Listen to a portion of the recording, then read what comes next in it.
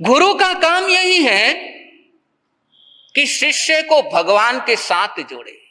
गुरु का काम होता है शिष्य को परमात्मा बना दे, सबके साथ जोड़ दे। गुरु वो नहीं होता कि सिर्फ अपने तक सीमित कर दे, कि बस मेरे दर्शन कर लिए और किसी के दर्शन करने की नहीं जरूरत, मेरी व्याख्यान वाणी सुन लेना और किसी की सुनने की नहीं जरूरत, मेरे को भोजन करवा देना और किसी को भोजन करवाने की नहीं जरूरत। ये गुरु के लक्षण नहीं है। एक भी संप्रदाय, एक भी परंपरा, समाज के अंदर एक भी झगड़ा ये तीर्थंकर के कारण नहीं है, ये धर्म गुरुओं के कारण है। और धर्म गुरु यदि एक हो जाए तो समाज में एकता पक्की है।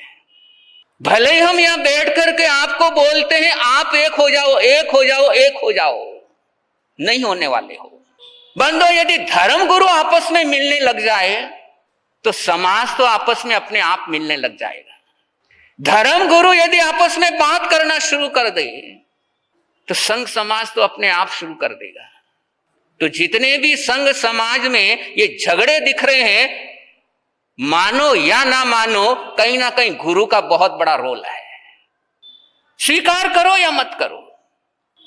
और जब तक गुरु को गुरु की जिम्मेदारी समझ में नहीं आती है कि परमात्मा ने संतों को मुनीम बनाया, परमात्मा ने संतों को मुनीम बनाया और संत मालिक बनकर के बैठ गए,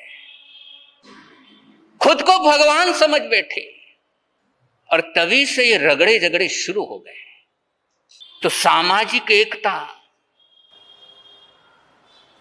समाज के अंदर समन्वय, समाज के अंदर समरसता, समाज एक, ये सब कुछ समाज के जो कर्ता धर्ता है, समाज के जो कर्णधार है, उन पर डिपेंड रहता है, नेकी कॉमन पब्लिक के ऊपर। और जब तक समाज के कर्णधार एक ना हो, समाज की एकता हो ही नहीं सकती। आप लोग तो फिर भी आपस में मिल लेते हो, शादी विवाह में भी एक दूसरे के यहां पहुंच जाते हो, सुख दुख में भी एक जगह पहुंच जाते हो। भले ही अपनी परंपरा का है या नहीं है, भले ही एक साथ हम मिलते हैं, धर्म स्थान में पहुंचते हैं या नहीं पहुंचते हैं, सुख दुख में पहुंच जाते हैं, फिर भी आपस में मिल जाते हैं। लेकिन धर्म गुरु वो तो एक साथ भी नहीं बैठ सकते हैं, एक साथ उतर नहीं सकते, एक साथ रह नहीं सकते। तो कहीं ना कहीं सुधार उस तरफ नहीं, सुधार इस तरफ की बहुत ज्यादा जरूरत है। बिगड़े हुए उधर नहीं, बिगड़े हुए उधर से ज्यादा इधर वाले हैं।